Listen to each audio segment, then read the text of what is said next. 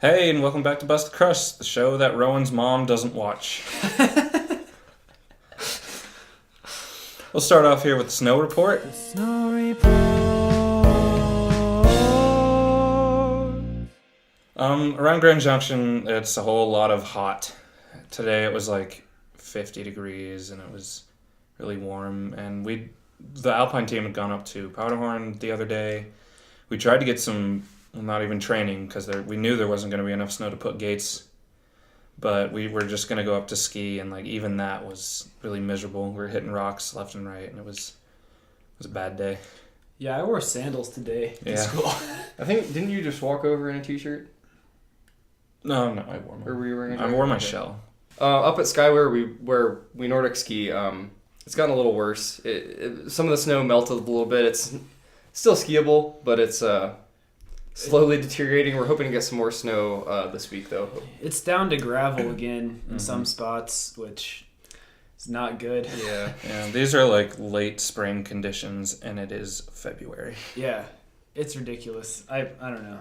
I guess I haven't lived in Colorado that long, but I hear this is really bad. This is really bad. According to all the old people, Yeah. it hasn't been this way since 70. What? 73, It's I like think. 73 maybe, Is it 73? or I 78. think it's 76. 70 something. 76, 77. That's what I've heard. Mm-hmm. It's trash. Just like us. Yeah, in Crested Butte this weekend, our Nordic team was down there racing, and there was a lot of brown snow. There was some like Snort. rock mulch kind of rocks. There was random patches of ice, like it was like a frozen pond or something. There were some hidden rocks that I hit with my ski. Yeah, it was not great. They also had to redo the course, so it wasn't the same. Normally, this course that we do, it goes through town and it goes through the main street and everything. But this year they had to cut it short. They didn't have enough snow to bring off of the mountain into the main street, so they just kind of went through a little neighborhood, and that was it.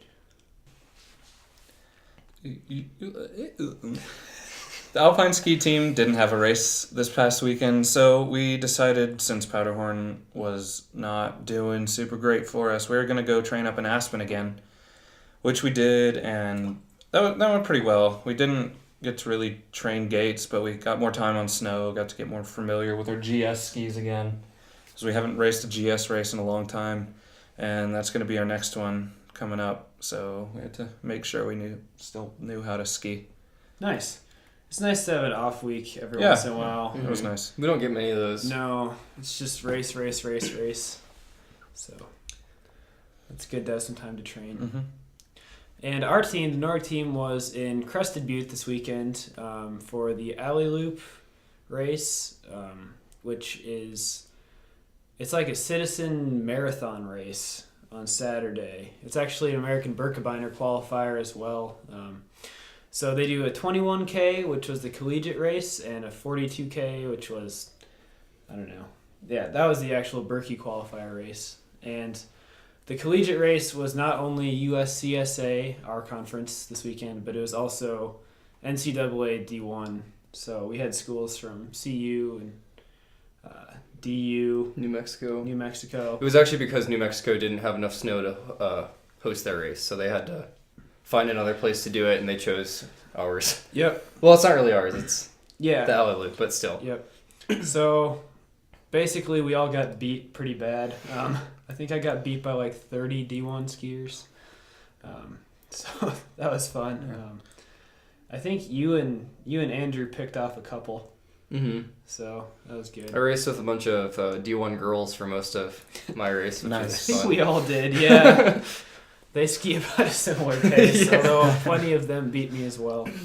I think I looked at the results, and the winning times were like 50 minutes for a 21K skate. Dude. That's super fast. That's a half marathon. The 21K is, it's a half marathon distance. That's way too fast. But yeah, it was a good race on Saturday, and then Sunday we did a classic 5K individual start that I really like. It's on a really hilly technical course, so that was fun. Yeah, that was good. That was also another one that we went up against D1 schools with. Yep. So Yeah. You had a good weekend. yeah, I had a really good weekend. Skate distance is definitely not my thing, but this week it went pretty well.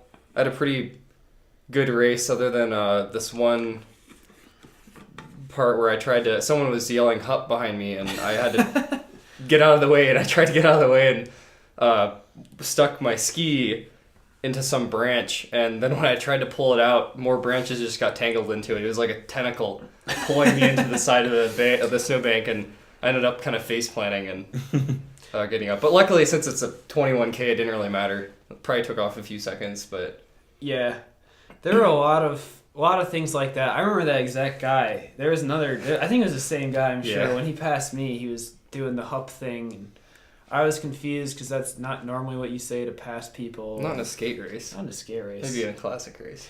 I think it's more of a sideline cheer, if anything. You know, the Hup Hup Hup Hup Hup. We do that. Yeah, you guys do that. But that was weird. And You don't say it when you're racing. yeah, you don't say when you're racing. And we're not used to this many people on the course. Or Mhm.